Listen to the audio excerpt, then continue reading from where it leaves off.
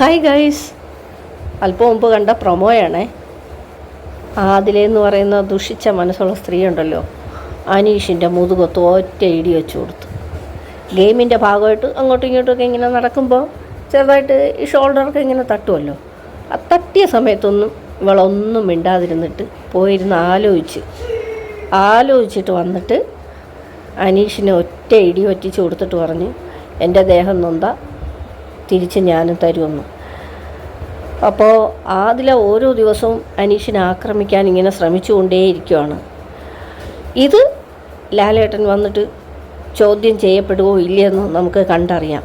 കാരണം ആദില അവിടെ പ്രധാന വാസം ഉറപ്പിച്ചതുപോലെയാണ് ആദിലയുടെ മട്ടും ഭാവവും. ആദിലെന്ത് ചെയ്താലും ബിഗ് ബോസിലുള്ളവർ ഒന്നും ചോദിക്കില്ല എന്നൊരു ചിന്ത അവൾക്ക് എങ്ങനെയോ ഉള്ളിൽ കയറി കൂടിയിട്ടുണ്ട്. അതുകൊണ്ട് അനീഷിനെ തന്നെ ഉപദ്രവിക്കാനായിട്ട് ശ്രമം. അനീഷ് പറയുന്നുണ്ട്, റോബിനെ പുറത്താക്കാൻ റിയാസ് എന്തൊക്കെ കള്ളക്കളി ഇവിടെ കളിച്ചു എന്ന് എനിക്കറിയാം. ആ കളി നിന്നോട് വല്ല ഓതി തന്നിട്ടുണ്ടെങ്കിൽ അത് നീ മനസ്സിൽ വെച്ചിരുന്നത് എന്നോട് വേണ്ട എന്ന് അനീഷ് പറയുന്നുണ്ട്. അപ്പോൾ ഈ ദുഷിച്ച സ്ത്രീ പുറത്തു പോകാൻ വേണ്ടിയിട്ട് എല്ലാവരും സഹകരിക്കുക. അത്രയ്ക്കും കണ്ടിട്ട് വിഷമം തോന്നി.